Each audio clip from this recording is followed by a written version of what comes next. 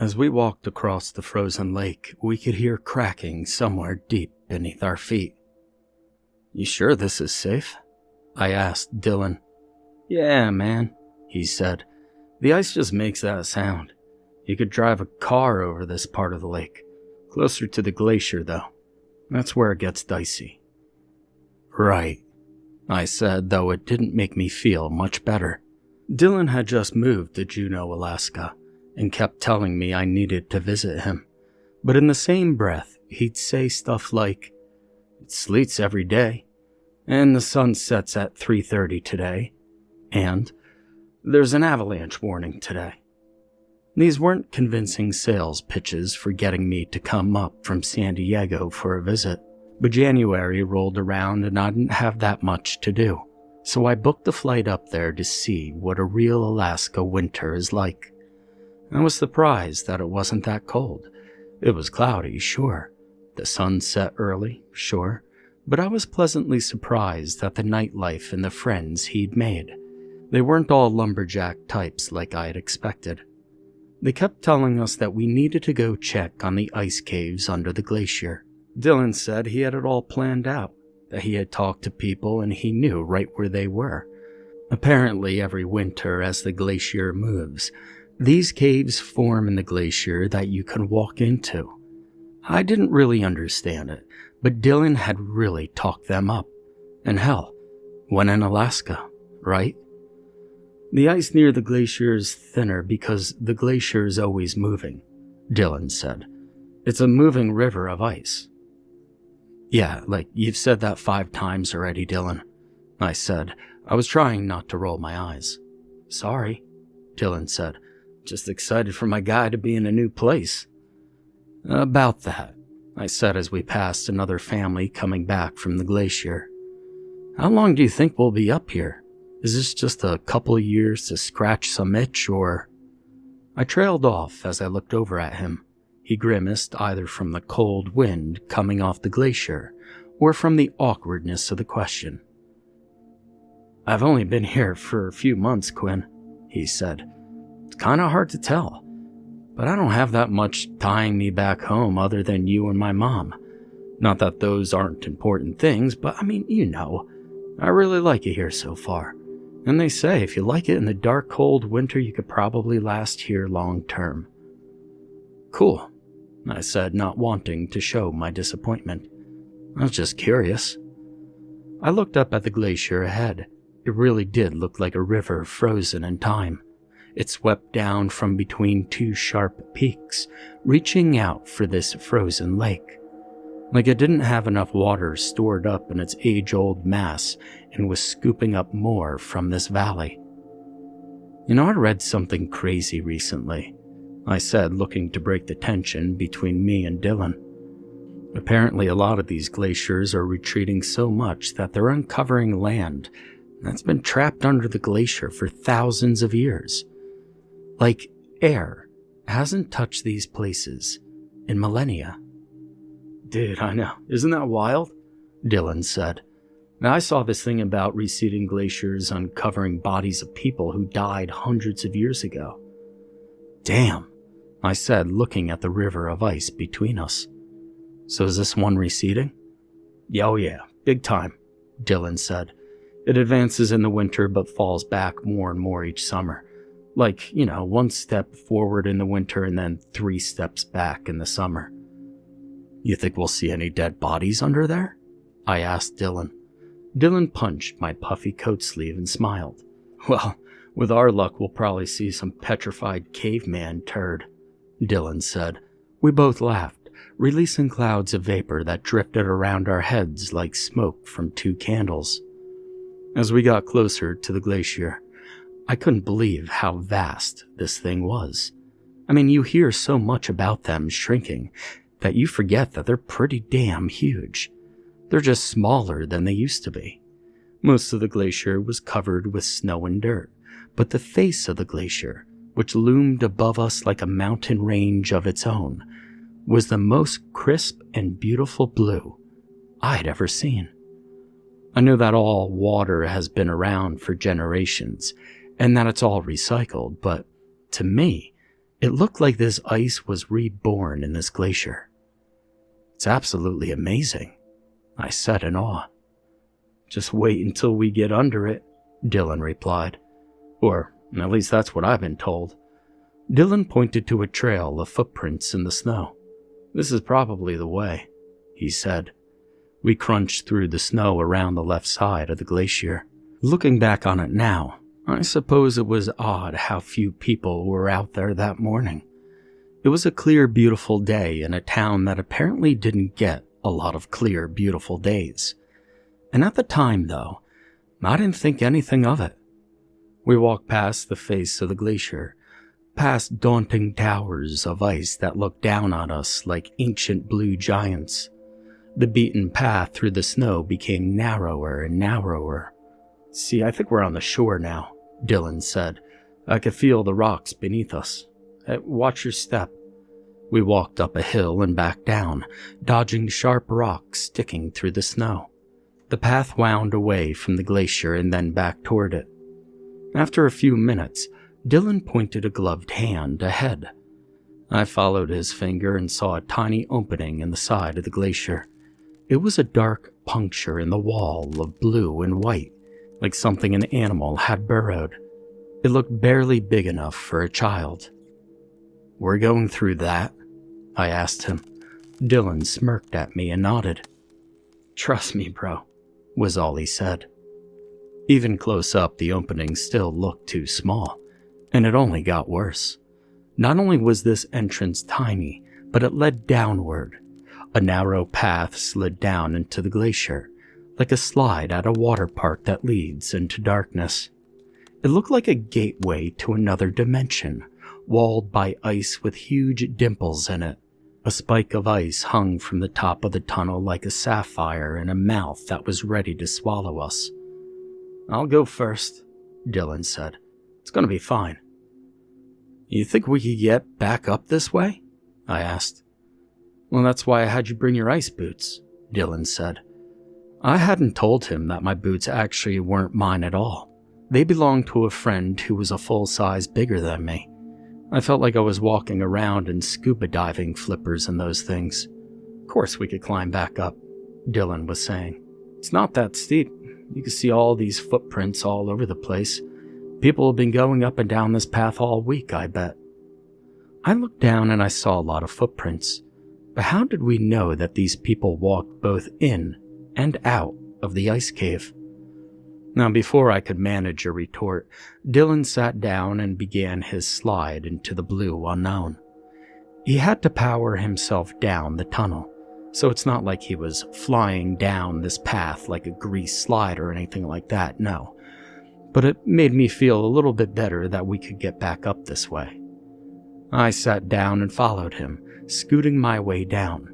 The ice became darker as we slid deeper into the glacier, like the smooth, dark blue of a whale. I saw a light ahead of us, and Dylan said he could see the cave opening up. I scooted a little faster and was right behind Dylan by the time he got to the cave. It was a massive space, and much more brightly lit than the tunnel we'd just been in. The ice glowed a magnificent blue thanks to the sunlight beaming through it, and I instantly started to feel better, especially when I saw a few other people down there, taking pictures and touching the ice and marveling just like Dylan and I were. "Isn't this amazing?" Dylan said as he put a hand on my shoulder. His eyes glowed as brilliantly as the ice above us. "This is what I wanted you to see, man." "This is incredible," I said. At that moment, I thought about whether I'd ever seen anything so incredible. And for some odd reason, the first thing I thought of was the Blue Angels plane show I'd seen as a kid on the 4th of July. I started laughing at the ridiculousness of comparing these two things. Dylan beamed and nodded his head. "There's my Quinn," he said. "Not the little nervous man I saw outside a minute ago." "Hey man, this might be normal to you Alaska woodsmen, but the idea of this was really intimidating to me," I said. "But damn, I'm starting to get why you're so into this place." We walked around for a few minutes. The other group of people asked us to take a picture of them, and we asked them to take a picture of us. We touched the ice, which was surprisingly dry and almost sticky. Particles of dirt and rock were stuck in the ice, silhouetted in the sunlight like black stars against a clear blue sky. The other group of people climbed back up the cave the way we came in, and when they didn't slide right back down, I felt even better about this little adventure. We went deeper into the cave, eventually losing sight of the entrance. We got to a little area that was perfectly round, like it had been carved out just for us. This is probably the coolest thing I've ever done, dude, I told Dylan. Thanks. He let out a smirk and winked at me. But then we heard the cracking. At least, that's what it sounded like at first. It was kind of like the sounds we'd hear under us as we crossed the frozen lake. The ones Dylan told me not to worry about. It sounded like it was coming from all around us now. It started out low, but then it got louder. Dylan's eyes widened and he crouched and looked around like a threatened animal. "Dude," I said. "Dude, what the hell was that?" He shook his head. "We should probably get out of here," he replied. He bolted for that exit as quickly as he could and I followed him. We dodged around huge columns of ice and ducked under low ceilings.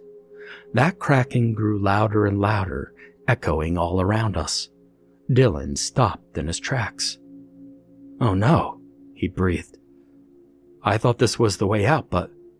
I caught up with him and saw the path ahead of us descended even deeper into the glacier. We definitely had not come from that way. That tunnel was dark, much darker than any place we'd seen yet. The walls looked like polished ebony glimmering in the dim light, and there was just enough light to see the walls, and just enough light to see the thing that was moving towards us. It took up the whole tunnel, which was probably 6 feet high and just as wide. It looked hairy, with a head that bobbed ahead of it, like it was on all fours. It was growling. That's what the sound was. You see, it wasn't the ice creaking like we had originally thought. No, this thing was growling at us. This glacier had uncovered something, and it was much more worse than millennia-old corpses or caveman shits. I grabbed Dylan's arm and I pulled him backwards. We had to get the hell out of there. We stumbled and we slipped our way back the way we came, looking around for a familiar way back. But that creature's growling mixed with our panicked breathing, the sound swirling around us like a sonic cloud. Dylan finally spotted our way back and dragged me along with him, and things were finally starting to look familiar. I saw the rock that we posed on earlier and the huge column of ice in the middle of the cave that looked like a blue tornado. And there, on the far end of the cave, was our exit. I leaned forward, looking to run just a little bit faster, and that's when my foot slipped into the 2 big pair of boots I was wearing. I lost my balance and I went sprawling on the hard floor of the cave, and as I rolled over to stand up, I saw the thing that was chasing us. It was a wolf-like creature, limping forward on 4 legs that I'm guessing had long been frozen a long, long time. It had patches of hair all over it, but most of it was the slick skin of an amphibian. Its eyes were either blue or black. It was hard to tell in the blue light of the glacier cave. It slowed down for a moment and looked down at me when I fell. It was probably 30 feet behind me. It shook itself like a dog, flinging mud and chunks of ice around the cave. Then it bared its teeth. 2 huge incisors stood out among a line of sharp white teeth. Bits of glacial ice glinted in its mouth. Dylan grabbed my shoulder and yanked me up. "Come on," he yelled as he helped me scramble to my feet. And we took off running again, and I heard the beast behind us start galloping too. We veered toward the dark space in the wall that we knew led to the outside world, and the ground beneath us trembled as the monster got closer. And I thought I could hear the glacier creaking around us as well. Hell, at that point, right then, I half expected the whole thing to come crumbling down on top of us. It was so loud in there, between the growling of this beast, the cracking of the ice, and our labored breathing and screaming. Hell, I'm sure my blood was rushing through my ears, too. All I remember was feeling like the world was exploding around me. We made it over to the tunnel out from under the glacier, and I shoved Dylan in first. He didn't have time to protest. I looked back and I saw the creature barrel into the huge column of ice. Cracks spiderwebbed up the column, which still looked to me like a tornado. Then the cracks spread through the ceiling, like lightning slicing across the sky. Those cracks chased us, joining the monster in the hunt. I ducked and started crawling up the path then. I climbed through the dark blue of that tunnel like I was swimming through the deep, cold ocean. "Almost there," Dylan gasped ahead of me, and the sound of ice cracking sounded like fireworks all around my head. I screamed as I scrambled for my life up that tunnel. And then suddenly, I was out. Now, I think Dylan dragged me the last few feet. I don't remember exactly. Now, I do remember that huge piece of ice, the one to me that looked like a huge sapphire earlier, swinging like a pendulum of a grandfather clock as the tunnel started to collapse. From my spot, just outside the tunnel, I watched it crumble. The sound was deafening for a moment, and then we heard it echo off the mountains that surrounded us. But there were only a few moments of silence before we heard a familiar sound from the collapsed tunnel. The growling. Dylan and I clambered to our feet and took off in the direction we came from. He was still ahead of me, and I watched helplessly as he slipped and smacked his face on one of the sharp rocks jutting from the snow. And I swear I heard it rip through his skin. He cried out and slapped a hand to his face. Blood gushed between his fingers of his glove. I caught up to him and pulled him up. "We have got to go," I told him as I looked back and saw the collapsed ice of the glacier moving. It was like the glacier really was becoming a river before our eyes. I finally got Dylan up and started walking him back toward the frozen lake. Blood dotted the snow behind us like scarlet breadcrumbs for the ancient monster to follow. We didn't have another option, though. You see, Dylan's face at that point was bleeding like crazy. But it's not like we could have stopped, so we obviously kept moving. Trail behind us or not. Anyway, I was starting to think of a plan right then. Before we made it back to the lake, the beast emerged from the collapsed pile of ice. It roared, sending its eons-old fury echoing off the mountains. And I tried to get Dylan to move faster, but he was stumbling so much that I could barely even keep him upright.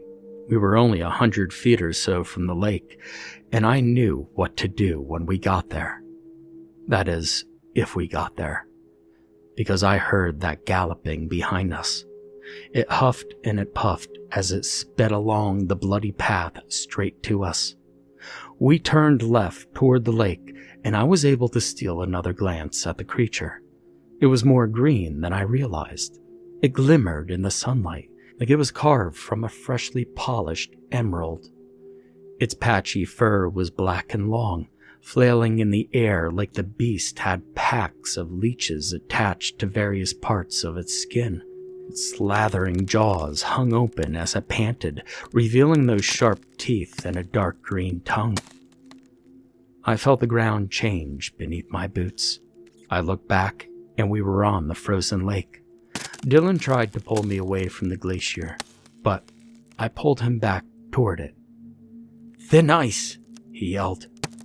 "I know," I said. I walked as close to the glacier as I felt I safely could. I thought about what it would feel like to crash through the ice into the frigid water below. I thought about these two big stupid boots filling up with water and dragging me down to my death. But I tried to push those thoughts away. The ice trembled beneath us, and I could feel it preparing to give way. I knew that meant that the beast was on the ice behind us. I had stepped right into my trap. I just hoped that we didn't get taken down with it. I could tell Dylan understood my plan. He ran confidently forward along with me, staying close to the glacier, even though he knew the risks. The huge towers of ice next to us shook like skyscrapers in an earthquake, and I thought about the ice breaking beneath us, but hadn't thought about one of those huge pieces cracking off and falling on us. I didn't know which would give in to the creature's weight first, the glacier or the lake's ice. The glacier outlasted the lake ice. It won the race. And thankfully, so did we. The world around us shook as the ice gave way. I tripped and fell again, taking Dylan down with me. We slid forward on the shaking ice, and I spun to look back. The ancient creature flailed in the air, fear and rage radiating from its black eyes. Its great jaws snapped in the air in a final furious gnashing. It dropped into the ice with a huge splash, sending frigid water airborne. The water went as high as the glacier's towers, and then crashed back down. Dylan grabbed my shoulder and pulled me back up. I stumbled to my feet, and we ran as fast as we could away from the cracking ice and the trembling face of the glacier. I heard more cracking and splashing behind us, but didn't look back until we were a safe distance away from the glacier. There was a fresh slash of blue in the face of the glacier, right over where we had ended up. A chunk had broken off and crashed through the ice. The new gash looked like a glaring blue eye. Dylan and I wheezed, sending clouds of vapor into the air around us as we bent with our hands on our knees. "What the hell was that?" Dylan asked. I shook my head. "Well, hell, you tell me, Alaska boy, something that the ice was hiding?" I gasped. The wound on the side of Dylan's face kept dripping blood into the icy surface of the frozen lake. And now that I could get a good look at it, I was a little less worried. It wasn't a very long cut, and it didn't look that deep. I mean, facial wounds just bleed a lot, even in the cold. That was the worst thing that happened to us from that whole ordeal, at least physically. We were lucky. Now, Dylan later told me that nobody ever found the creature's body, even in the spring after the ice had broken up. Once we had caught our breath, we walked back across the lake to Dylan's car. I could feel the angry eye of the glacier staring at us, and I could hear that same cracking deep below us that I heard on the way out of the glacier. I wonder if that was the ice, or if something was growling at us from the darkness below the ice.